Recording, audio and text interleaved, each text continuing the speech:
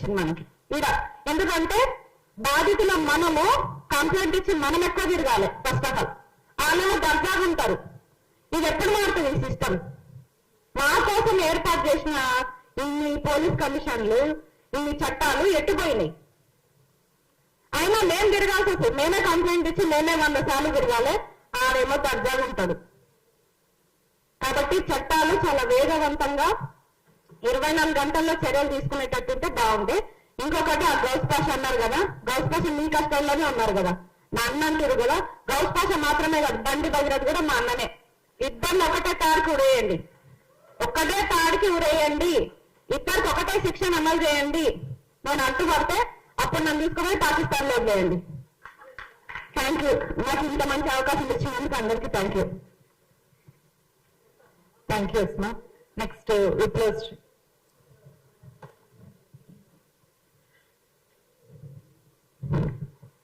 Hello అందరికి. Last 3 days గా నేను ఎవరో తెలిసిన వాళ్ళు, నాకెవరో తెలిసిన వాళ్ళు, తెలియని వాళ్ళు, పెద్దవాళ్ళు, ప్రతి ఒక్కరు చాలా నాకు ఒక భరోసాని ఇచ్చిండ్రు, నాకు ఒక ధైర్యాన్ని ఇచ్చిండ్రు, నమ్మకాన్ని ఇచ్చిండ్రు. నేను ఇంకా చచ్చిపోయే వరకు ఇదే ఫీల్డ్ లో ఉంటా అని నేను ఈ రోజు బల్లగుద్ది చెప్పగలిగినటువంటి ఒక ధైర్యాన్ని ఇచ్చిండ్రు. కాబట్టి మీ అందరికి చాలా చాలా చాలా చాలా థ్యాంక్స్. ట్రోల్స్ ఈ రోజు స్టార్ట్ అయినాయి కావు, నాతోనే స్టార్ట్ అయినాయి కావు, నాతో ఎండగాలని నేను అనుకుంటున్నా. దానికోసం నేను ఫైట్ చేస్తానని మాటిస్తున్నా. సావిత్రిబాయి పూలే నుంచి మొదలుకొని ఏదో ఒక రూపంలో మొదలైనవి. ఆ రోజు రాళ్ళిగ్గిన వాళ్ళు ఈ రోజు బూందులు ఇగ్గుతున్నారు. నిజానికి అందరికీ తెలిసే తెలియదో, నేను 2 ఏళ్ల క్రితం మొదటి వీడియో చేసినప్పటి నుంచో లకారాన్ని నాకు బిరుదుగా తీసుకున్నా. ఆ రోజు నేను రెడ్ లైట్ ఏరియాలో పోయినా, లారీలు ఆపినా, లారీల దగ్గర పడుకున్నా. నేను ఆ రోజు 2 ఏళ్ళు అయిపోయింది. ఇప్పుడు మనం 2nd anniversary జరుపుకుంటున్నాం అనుకుంటే నాకు అసలు ఒక విషయంలో చాలా బాధ ఉంది. ఎందుకంటే ఆమెకి అడిషనల్ ట్రోల్స్ ని మాత్రమే కాదు, మతాన్ని కూడా ఫేస్ చేయాలి, మతోన్మాదాన్ని కూడా ఫేస్ చేయాల్సి వస్తుంది. సరే, నేను ఉస్మానియా యూనివర్సిటీ జర్నలిజం స్టూడెంట్ గా చాలా రోజుల నుంచి ఆల్రెడీ క్వాలిటేటివ్ రీసెర్చ్ అనేది చేస్తున్న ట్రోల్స్ మీద. దాని మీద నేను ఒక నిర్దిష్టమైనటువంటి ప్రణాళికను రాస్తున్న సందర్భంలో ఈ ఫోటో నా కళ్ళబడింది.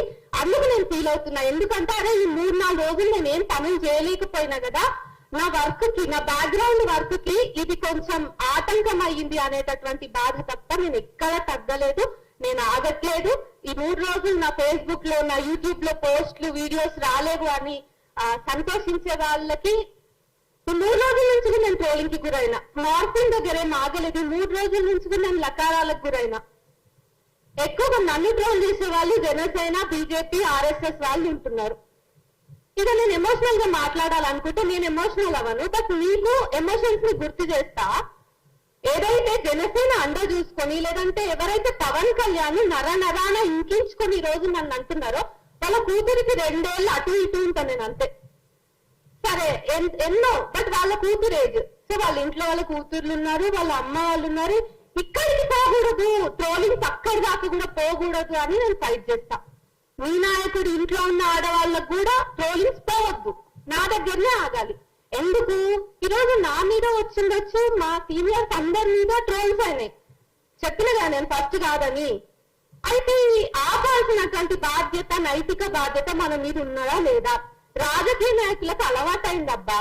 కానీ మళ్ళా వాళ్ళు ఏం చేస్తారు? చంద్రబాబు నాయుడు నిండు సభలో ఏడ్చిండు తన కుటుంబంలోని ఒక మహిళని ట్రోల్ చేసినందుకు. అట్లా రోజా మీద జరిగినాయి, ఇంకొకరి మీద జరిగినాయి, ఆల్ పొలిటికల్ పార్టీస్ లో ఉన్న మహిళల మీద జరిగినాయి. వాళ్ళ మీద కూడా నేను, అంటే వాళ్ళకి ట్రోల్స్ జరగొచ్చు అని కూడా నేను పోరాటం చేస్తా. ఎందుకు? ట్రోల్స్ అనేది ప్రతి అమ్మాయికి, ఎవరికి ట్రోల్స్ జరిగిన ట్రోల్సే కదా. వాళ్ళందరి మీద మాట్లాడే నైతిక బాధ్యత నాకుంది. కానీ అంత చిత్తశుద్ధి నన్ను ట్రోల్ చేస్తున్న వాళ్ళకు ఉందా లేదా అనేది నా ప్రశ్న. అయితే చెప్పినా కదా చాలా రోజుల నుంచి ఉందని. ఒక 1 year, 1.5 year బ్యాక్ నేను ప్రశ్న రావణ్ కలిసినప్పుడు ఒక టాపిక్ మీద, మేము చాలా కంటెంట్ మీద డిస్కషన్ కి కలిసినప్పుడు ఫోటో ఫేస్బుక్ లో పెట్టినాం. దాన్ని పట్టుకొని శివాజీ గల్లా అనేటోడు కలుసుకున్నారు అని లవ్ సింబల్ పెట్టి, కలుసుకున్నారు అని కోట్ చేసి వేసుకున్నారు ఇది పక్కకెట్ట. ఆ కామెంట్ సెక్షన్ అంతా బూతులు. నేను ఒక ప్రొఫెషనలిస్ట్ దగ్గర అంటే రీసెర్చ్ చేస్తున్నా అని చెప్పిన కదా, నా మీద ట్రోల్స్ ని కాదు, నేను ఇక్కడ కూర్చున్న వాళ్ళలో చాలా మంది మీద జరుగుతున్న ట్రోల్స్ ని కూడా నేను నా రీసెర్చ్ లో భాగంగా చేసుకున్నా. అవన్నీ కూడా నేను అనలైజ్ చేస్తున్నప్పుడు ఒక ప్రొఫెషనలిస్ట్, ఒక సైకాలజిస్ట్, ఒక అడ్వకేట్ నా పక్కన కూర్చున్నప్పుడు వాళ్ళకి నేను అవి చదివి వినిపించలేనంత దారుణమైన అసభ్యకరమైనటువంటి పదజాలం అందులో ఉంది. ఇది గుర్తుపెట్టుకోండి. అయితే ప్రొవోకేటివ్ గా ఉండాలా, ఎలా డీల్ చేయాలి అనేది ఇది నాకు 2 ఏళ్ల నుంచి ఉన్నటువంటి ప్రశ్న. ఎందుకంటే నాదేముందబ్బా, ఆల్రెడీ వాళ్ళందరి దృష్టిలో నేను బరితెగించిన, సరే నేను బరితెగించిన, కానీ తర్వాత రావాల్సిన ఆడపిల్లల పరిస్థితి ఏంటి? ఈ హాల్లో కూడా మహిళల సంఖ్య తక్కువనే ఉంది. మహిళా జర్నలిస్ట్ ఆర్గనైజ్ చేసినటువంటి సభ ఇది. సో నా ఏజ్ వాళ్ళు ఇంకా ఎక్కువ మంది ఉండాలని నేను కోరుకుంటా.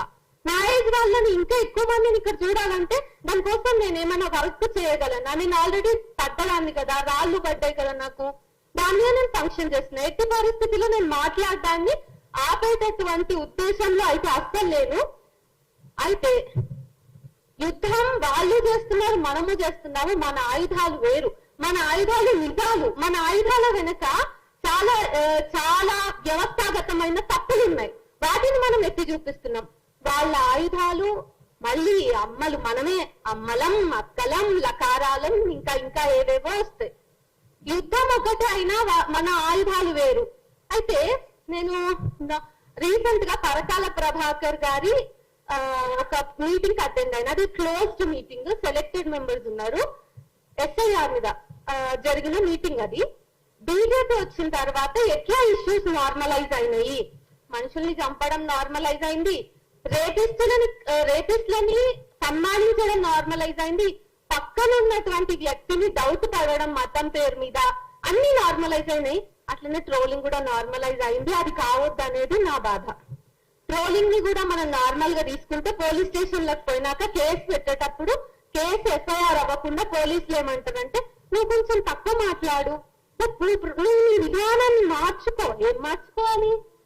ఇది ధర్మాగ్రహం అయినప్పుడు నేను నా విధానాన్ని ఏం మార్చుకోవాలి, ఎట్లా మార్చుకోవాలి? అందరి ఇళ్లలో ఉన్న ఆడవాళ్ళకే వస్తుంది. మళ్ళీ మగవాళ్ళు కూడా విట్టించే, కానీ వాళ్ళని తిట్లలో కూడా వాళ్ళ ఇంట్లో ఆడవాళ్ళు ఉంటారు. మళ్ళీ ఇది అన్ని పార్టీలలో జరిగేదే. వైఎస్ఆర్ ఉన్నప్పుడు, అదే జగన్ ఉన్నప్పుడు అతని మీద వీడియోస్ చేసిన ఏ పార్టీ వాళ్ళు ఉన్నా, ఇప్పుడు కాంగ్రెస్ మీద మాట్లాడుతున్నా, బీజేపీ మీద ఎవరైనా మాట్లాడుతున్నప్పుడు, కానీ వీళ్ళ మూకకే ఎందుకు ఇంత వస్తుంది? ఆర్గనైజ్డ్ గా జరుగుతుంది అని చాలా మంది చెప్పిండ్రు, నేను ఒప్పుకుంటా. కానీ ప్రొవోకేటివ్ గానే రెస్పాండ్ అవ్వడం ట్రోల్ కి ట్రోల్ సమాధానం కాదు అని నేను అనుకుంటున్నా. ఎందుకంటే వాళ్ళతో వ్యవస్థ ఉంది. వాళ్ళు పెడితే కేసు తొందరగా ఎఫ్ఐఆర్ అవుతుంది. వాళ్ళు పోలీస్ స్టేషన్ కి తిరగకుండానే ఎఫ్ఐఆర్లు అవుతాయి. మనలాంటి వాళ్ళము ఒక 3 రోజులు పోలీస్ స్టేషన్ కి వెళ్తాం.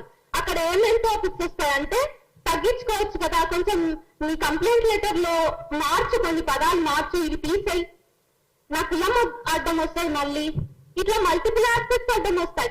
మనం చేయాలంటే వాళ్ళకి వ్యవస్థ వాళ్ళ చేతుల్లో ఉంది కాబట్టి మనం ట్రోల్నే వాళ్ళకి అంటే ప్రతిదాడిగా ట్రోల్నే మనం తీసుకుంటే మనం ఫెయిల్ అవుతాం. వాళ్ళ దగ్గర వ్యవస్థాగతమైనటువంటి బిల్స్ అవి కూడా ఇన్ఫాక్ట్ రాజ్యాంగానికి సంబంధించినటువంటి సంస్థలు కూడా వాళ్ళ చేతుల్లోనే ఉన్నాయి కదా.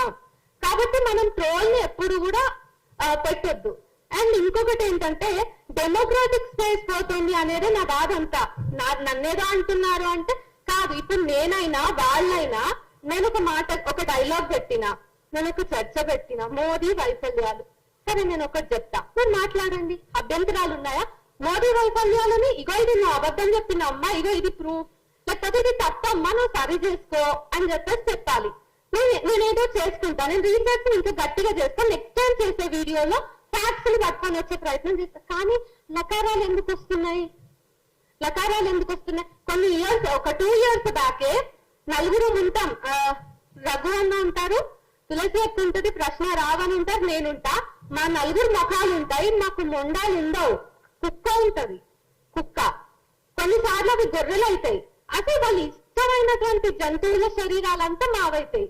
కానీ మీరు చూడండి, గొర్రె శరీరాన్ని మాకు ఆపాదించిన, కుక్క శరీరాన్ని మాకు ఆపాదించిన, మా బ్రెయిన్ మాత్రమే మీ ఇష్యూ. మా బ్రెయిన్స్ మీ ఇష్యూ, కానీ మా బ్రెయిన్స్ అసలు చచ్చిపోవు కదా. సో సో ఎప్పుడు విప్లవశ్రీ ఒక్కటే ఉండదు, స్టేజ్ మీద ఇంకా చాలా మంది రావాలి. వాళ్ళందరి కోసం నేను ఆల్రెడీ చెప్పినట్టుగా ఒక యూనివర్సిటీ స్టూడెంట్ గా క్వాలిటేటివ్ రీసెర్చ్ చేస్తున్నా కాబట్టి ఈ రోజు నా కోసం మీరు ఎట్లా నిలబడ్డారో ఆ రీసెర్చ్ లో భాగంగా నేను తర్వాత తీసుకునే కార్యాచరణలో నేను చేసే ఒక పోరాటంలో పెద్ద మాటలు అనిపించినా నేను సెటప్ అయిపోయినాను. నాకు ఓకే ఇదంతా నాకు ఇవ్వండి ఈ ట్రోల్ అంతా, బట్ తర్వాత వాళ్ళని మేము ఏమి అసభ్యకరంగా మాట్లాడడం అనే మాట నాకు ఇస్తారా? ఎవరు ఇవ్వరు కదా. అండ్ ఇంక్లూజివ్ గా రీసెంట్ గా సిజేపీ మీటింగ్ జరిగినప్పుడు ఢిల్లీలో జరిగినప్పుడు కొన్ని ఫొటోస్ ఎల్జీబీటీ కమ్యూనిటీ వాళ్ళ ఫొటోస్ వాళ్ళు చులకనగా సర్క్యులేట్ చేస్తున్నారు. అంటే ఏంటి, అందరికీ హక్కులు ఉంటాయి అన్నప్పుడు ఆ ప్రొటెస్ట్ లో వాళ్ళకి భాగస్వామ్యం ఉండకూడదా? అండ్ ఇంకా ఎడిటింగ్స్ మార్ఫింగ్స్ అనే ఇంకా చాలా ఫొటోస్ కి జరిగినాయి. మీ దాకా ఒకటే వచ్చింది. ఇంకొక ఫోటోలో నేను ఎల్జీబీటీ కమ్యూనిటీకి చెందినటువంటి ఢిల్లీ ప్రొటెస్ట్ లో పాల్గొన్న వీరులు ఉన్నారు. నేను వాళ్ళని వీరులనే అంటా. సో మేము ఇద్దరం పక్క పక్కన కూర్చొని భుజాల మీద చేతులు వేసుకున్నట్టుగా ఫోటో ఉంది. నాకు అదేం అశ్లీలంగా అనిపించలేదు. నేను ఇంకా ప్రశ్నిస్తున్నా, మరే మేము డైరెక్ట్ కలిసి చర్చలు చేసుకోకపోయినా మా ఇద్దరిని కలిపి నువ్వు ఎడిట్ చేసినా చూస్తా. నేను ఇక్కడ ఎవ్వరు కూడా ఇప్పుడు ముఖ్యంగా జెన్జీలో చాలా వాయిస్లు ఉన్నాయి.